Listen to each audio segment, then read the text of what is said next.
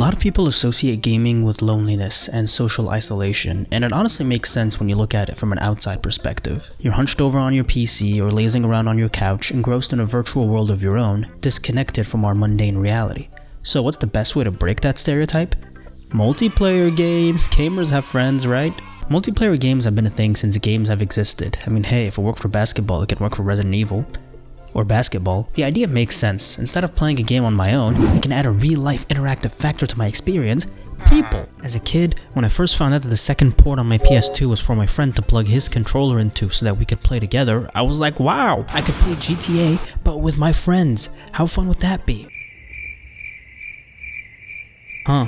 Of course, it wasn't that easy. Playing games multiplayer isn't the same as, say, watching a movie with someone or listening to a song together. Games had to be specifically designed for multiple people to be able to play them together at once, or at the very least, a single-player game would have some kind of multiplayer mode in mind. Lego games are probably the easiest modern example. Just connect a second controller and boom, you're playing together. Try doing that on Ragnarok.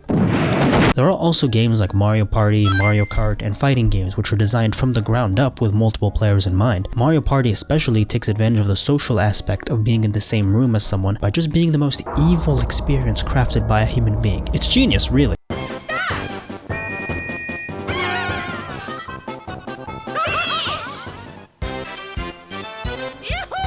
These games, when paired with the right company, are just too much fun. They're excellent examples of what video games can be. Which is fun. Figure that out. But nowadays, if you Google multiplayer games, you're more likely to find something else. Something far more sinister. Online competitive multiplayer games. I don't like them. Games that are designed to be played with strangers via an internet connection and nothing else. Overwatch, Valorant, Counter-Strike, League of Legends. Call of Duty may have a single-player campaign, but let's be honest, that is not the main reason most people buy Call of Duty. Isn't that right, Black Ops 4? Yes, chef? These games are huge. League of Legends alone has over 120 million players. They make a lot of money, people play them, spend a lot of money on a bunch of useless crap within them. That's all well and good. But what about the actual experience? Well...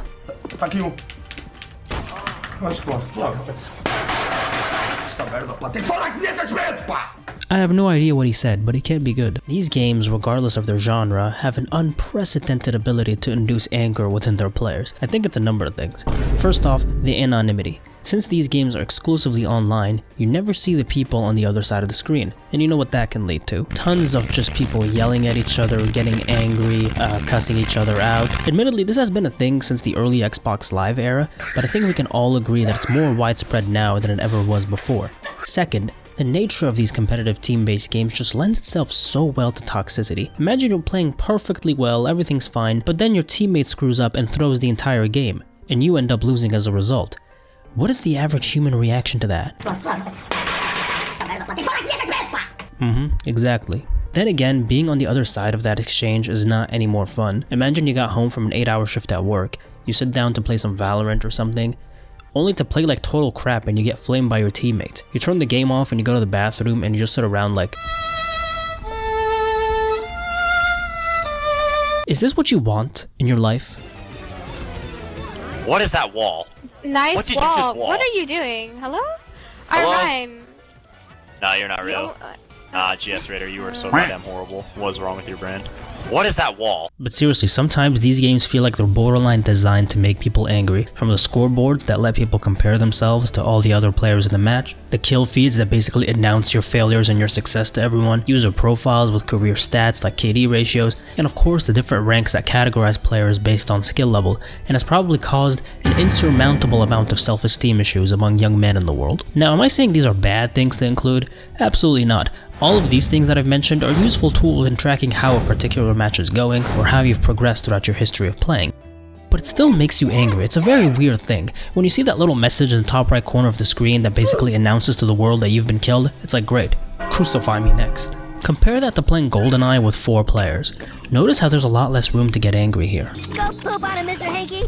What is that wall? Traditional multiplayer games just feel a lot less cynical, and it feels like you can have some honest fun on there that isn't contingent on playing well. Because let's be honest, if you're playing bad on Overwatch and you're losing 5 games in a row, you are not having any fun. And I'd venture to say that your whole night has probably been ruined. And over what? A video game? Sure, rage is an aspect of every multiplayer game, but even if you play like crap on, say, Ultimate Chicken Horse, there's still some kind of fun and humor to derive from that, especially when you're playing with friends. And even if you do somehow get genuinely angry, you can find the ability to calm down just by thinking, hey, it's a silly game about a chicken and a horse. Try playing Counter-Strike with your Bulgarian friend and see what happens after that 5-game losing streak. Bro, are you kidding me? Another loss? Ugh. Yo Peter, are you good? At the end of the day, video games are supposed to be things that you play to make you happy, to help you escape the frustration of your school or your job. Sure, they can be challenging, thought-provoking, they can be sad, they can be some genuinely deep experiences, but I think everyone can agree they're not supposed to give you an excuse to break your monitor. If when you play a game, there's like a 40% chance that you're gonna get angry and annoyed, then that is not a fun game to play. And if playing this game is not fun, then why are you even playing? The game is fun. The game is a battle. If it's not fun, why bother? Now I know what some people are gonna say. Well chef, if you suck at the game and that causes you to lose a lot, maybe you should just get good, noob. And you know what? I see where they're coming from. I have no doubt that the people who can get the most out of these games are the ones who took the time to master the mechanics and the intricacies behind them. But I don't care how good you are at a game, there are going to be times where you don't play well and it will feel like garbage. So I ask you, dear viewer, are those lows where you're just getting destroyed and going like, man, this game sucks, I hate this game, I hate my existence, worth the highs you get when you're playing really well? If your answer is yes, then by all means, have at it. I'm not going to discourage you from playing a game you genuinely enjoy. Log on to that game, pick your favorite character, and grind your way up those ranks. Until the devs decide to nerf your favorite character into oblivion and now you gotta relearn a new character just to be able to stay relevant in your current rank. What is that wall?